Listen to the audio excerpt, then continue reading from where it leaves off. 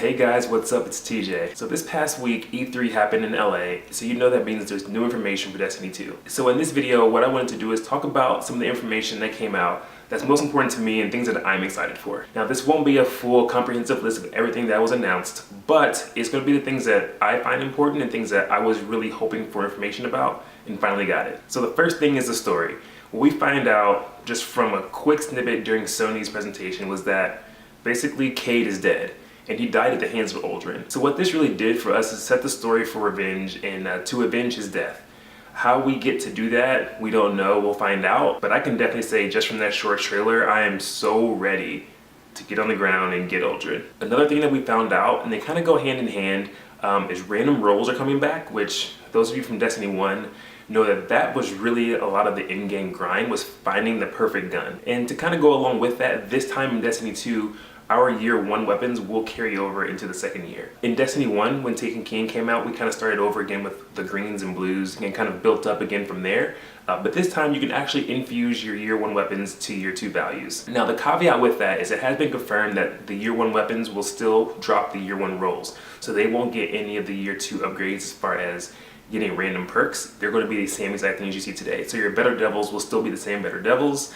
Your Ikelo shotgun will still be the same. But anything coming in year 2 in Forsaken, those can get the random rolls. And also we got a little bit more information about the ammo economy. So what's happening is it's actually going back to primary, secondary, and heavy. The way that it was in D1, as far as the naming is concerned. Essentially the weapons that typically take the white ammo, the primary ammo, like your auto rifles, scouts, things like that, will still use those. But like say your shotgun will take a combination of your special ammo and your heavy ammo. We still don't know the full specifics yet of the ammo economy. That's just kind of how it's working right now, or how they think it'll work in the future. But we'll get more specifics, you know, as we lead up into Forsaken's release, which is in September. So we have plenty of time before we get there, before we kind of hammer out the details and know exactly what's coming. Now there were also a lot of articles that came out during E3 with different interviews with developers and designers and things like that. Now there are a couple that I want to touch on because they spoke to a couple things that I was actually really curious about, and I wasn't sure. We just didn't have any details on them, but now we kind of do. Now the first article was from Heavy.com, and they spoke with Scott Taylor and Christopher Barrett. So Scott Taylor is the Forsaken project lead, and Chris Barrett is the game director. And they talked about a couple of things in this article that, like I said, I was curious about. So those two things were the campaign length and the number of strikes that are coming. I can say that it's significantly larger than the previous expansions. Now, I'm led to believe that this is the entire, Destiny franchise. So I'm looking at Taken King and seeing kind of how much that changed the game, and I'm pretty certain that this is going to feel much bigger than that expansion was, and also change it either at the same level or even beyond what Taken King did for Destiny 1. And later in the article he also has another quote regarding the strikes, and he says there are 3 strikes available for all players, and we have 1 Sony exclusive strike. So PC, PS4, and Xbox all get 3 brand new strikes, and then PS4 is getting 1 extra strike on top of that, so they'll have 4. So the next piece of information came through a Polygon article in which they interviewed Lars Bakken. And in this interview, they really nailed down that the character level is going to max at 50 and the power level is going to max at 600. And that's a pretty big jump from what we have now, because right now we're at 30 for character level and 385 for power. Another cool thing with this in relation to Gambit, which I'll talk about next, the enemies that you fight in Gambit, as far as like the PvE side, they will scale with your level. So you'll never actually over level your PvE opponents, they'll just scale with you. But the PvP invasion aspect of it, that does matter as far as light level. So if you get invaded by a level 600 Guardian and you're at 550, you'll feel that difference. And one more small thing before we talk about Gambit. Game Informer did an interview with Greg Ping, and he is a designer for Bungie, and he really kind of did a lot of the bow work. Bows are a new type of weapon coming to Destiny 2. We haven't had that before outside of the Night Stalker Super. But there's 2 different types of bow, like archetypes. One is compound and one is the recurve. The compound bow is really going to be more of your high damage precision, type of shots.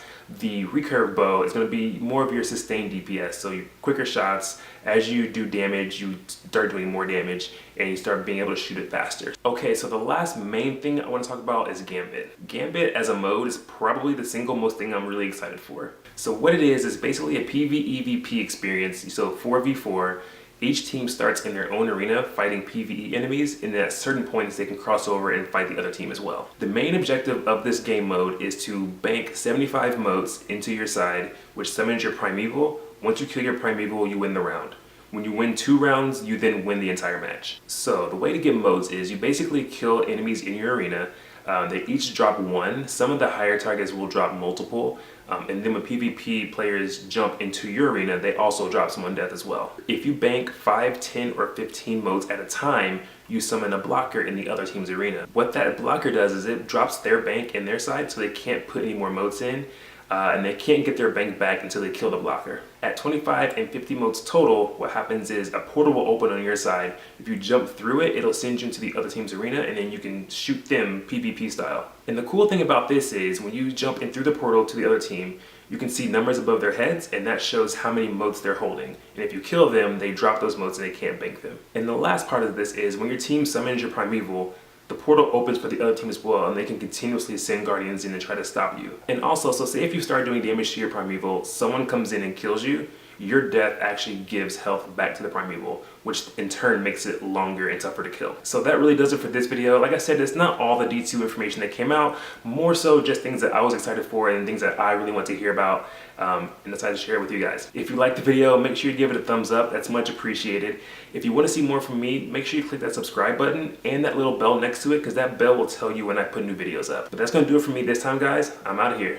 And until next time, peace and deuces.